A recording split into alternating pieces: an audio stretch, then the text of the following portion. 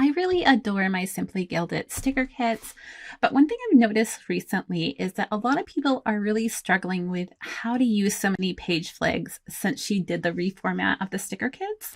If that sounds like you, go ahead and stick around. I'm going to be taking you through over 20 different ways to use these page flags in your weekly and monthly layouts. If you're new here, hi, I'm Jess from My Magical Planner. If you're coming back, welcome back.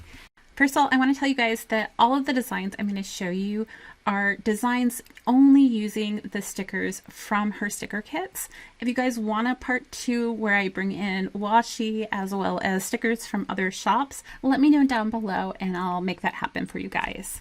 Also, shameless plug, I'm doing a plan with me on Sunday. It'll probably go up around 3 o'clock. And in that plan with me, I will be using the stickers from this last month's subscription kit. All right, so on to the flags, right?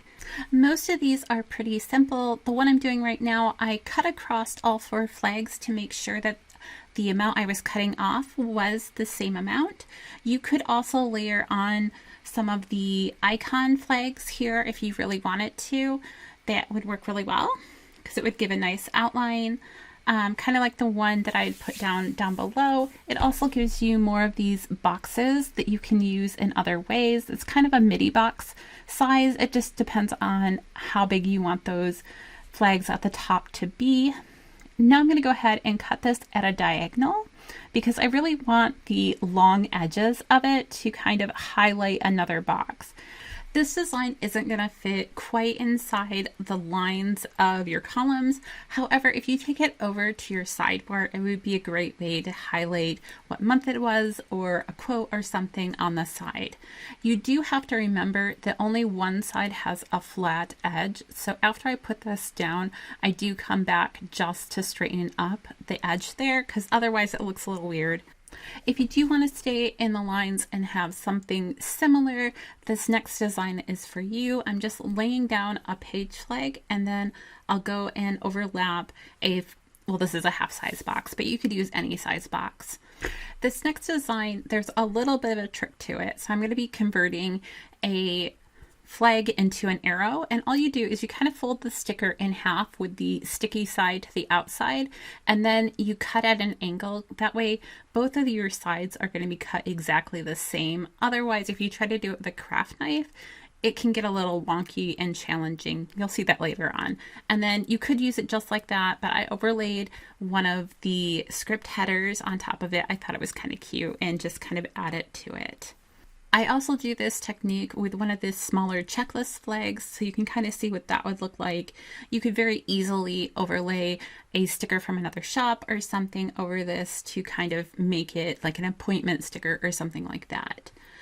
Below that, I'm layering 2 of similar sized flags. It's kind of like the third one that I did over here, where you're just getting a little bit of contrast. It makes the flag pop out, and it can be an icon that you don't really use. For the one in my hand, I'm actually going to the opposite side and making that little ribbon end. So you have a ribbon in it on both sides. Another thing that would be really easy to overlay another sticker on. This next one, I'm using up the scrap from a sticker that I had already used. So now I have this rectangle. Then I'm going to overlay another one of those icon boxes. I'm just lining up the straight edge opposed to the ribbon edge. And so it just works really well. This next design, I'm taking a couple of different ribbon sizes and I'm cutting them down to make a ribbon divider across. I often see these kind of on the weekends or something, and it's another thing that you could go ahead and incorporate some of your washi in and make it even more dynamic than what it is. You just have to cut the checklist to be different heights to really get the full effect. For this next design, I'm taking that and just tweaking it a little bit. I'm going to go ahead and put down one of the headers with the words, and then I'm going to take a couple of these checklists at varying heights to go ahead and put in here and just kind of give it a little bit of a like a diagonal. So you're making essentially a triangle that's going to grab somebody's eye and take it someplace, but you're still going to have room on the edge to go ahead and have like a time or something of that nature in there. At least that was my intent. And I did keep the colors pretty similar, I thought that that was another variation that could add some impact. And I really like the way it came together. It's super cute. All right, for this next design I'm going to show you. So I'm taking one of the quarter size boxes and putting it at a different angle. And then similar to what I did with the, I think it's fourth page flag down, I'm just adding a checklist in the middle to kind of give it more emphasis and that kind of thing. There is a bow on that box, and that will bug some people. You can easily put an icon on top of it. Okay, for the one I'm working on now, I had this idea that I would kind of outline the box at the top and bottom edges, and it didn't really, it was hard to put together because the stickers were sticking in the wrong spots and everything, and then I was like, where do I put it? So there it is. You can't really see it very well right here, but there are close-ups at the end, and you'll get to see it at that point. And then from that, I discovered that you could put checklist end to end like this, and I think this would be really cool on its own, but then you can layer on one of the headers with the names on it, and it fits perfectly and it looks like a ribbon across, and I thought that was really cute. Now this next one is another variation on that, so I'm again just putting two of the checklist head to head, and then I'm going to put a box on top of it to kind of give that emphasis. And you could also do this where you took another page flag, cut off the ribbon end and centered it, and it would look like one of those banners with the kind of outline behind it. That was kind of what I was going for with the box, but I think a ribbon cut would be better. This one I'm just covering up the bow with an icon to kind of signify. It's pretty simple. I'm not sure how I feel about that one. I like this one a little bit better, where I'm just going to put an icon up in the corner to signify, you know, maybe you have a road trip or carpool, whatever that day. And then I started seeing what else I could do with these half-size boxes. So this is just a different orientation of the flag. Doesn't work for all the icons because some of them look a little weird on their side. Then I decided to see how many of them I could layer on a half box. So that was a leftover from a checklist, so it was a straight edge, and then I just put the shopping list above it so you could write in your shopping list if you wanted to. The next two are kind of variations on things, and I'm just trying to use up those two last kind of rectangular boxes that I had left over from making that banner at the top. This first one I'm just layering on one of the icon flags. It gives it a little extra emphasis. It's very similar to the one I just pointed to. And then I'm going to take another one off, and I'm going to use one of the heart icons over it. So this would be an instance where you need another thing to mark something and you've run out of those page flags and you need something more. I think it turned out really cute and gives you lots of space next to it to write something. Then I'm just layering on two of the smallest page flags here to kind of show you guys what that would look like. It's an easy way to use up an icon that maybe you're not going to use and add a splash of color somewhere else. And then I just put in that checklist that was left over from a page flag. That was all the page flags from that kit. So I'm working on the leftovers from my kit from this week, and I just layered on one of the smaller flags onto a bigger flag there. Then I'm taking one of the half-size boxes and I'm going to take two checklists and kind of, instead of laying them sideways, I'm going to do up and down.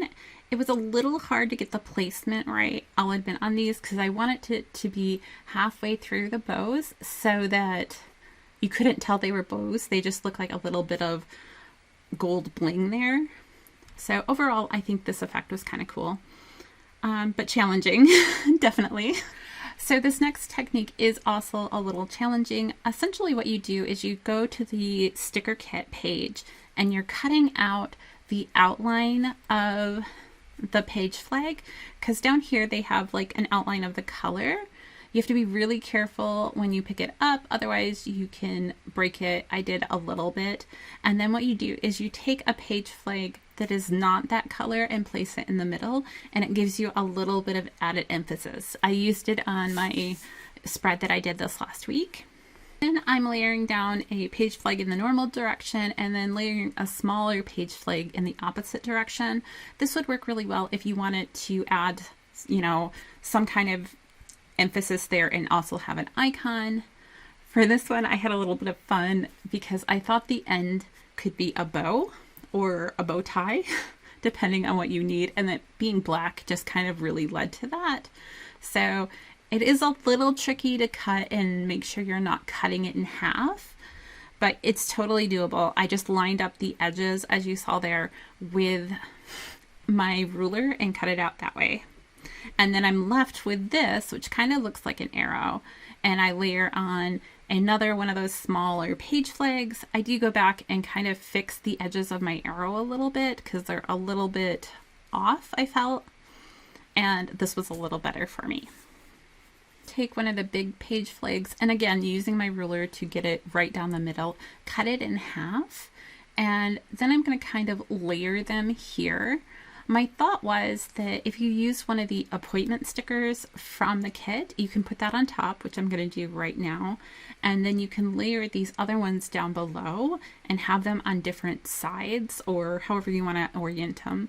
And then you can put the time and where of that meeting, so you have all that information there and it's just a little bit different. I did want to test this out, so I do pick up my pen and actually write where and time there to make sure that you could actually do that and that it was a functional tip. So this next one, I'm just kind of cutting it down a little bit to get a slightly smaller size. And then I'm doing a variation on that banner that I did on the other side where you're kind of making a divider. So I'm using one of the big flags, and actually I think I use all three sizes, to be honest, here to kind of let you see what that's like. Then I'm going to take a checklist ribbon as well as one of the icon ones, and I'm going to layer them together to give it that emphasis of a double ribbon kind of concept here with what you're having your checklist for. Putting down a ribbon, and I'm going to layer on a heart icon.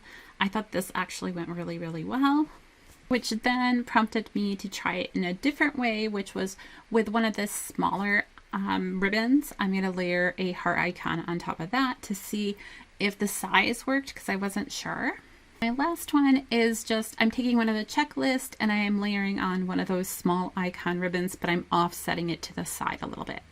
Alright guys, that's all I have for you today. If you like this video, go ahead and give me a thumbs up and hit that subscribe button over there for more planning content. Until next time, I'll see you guys real soon.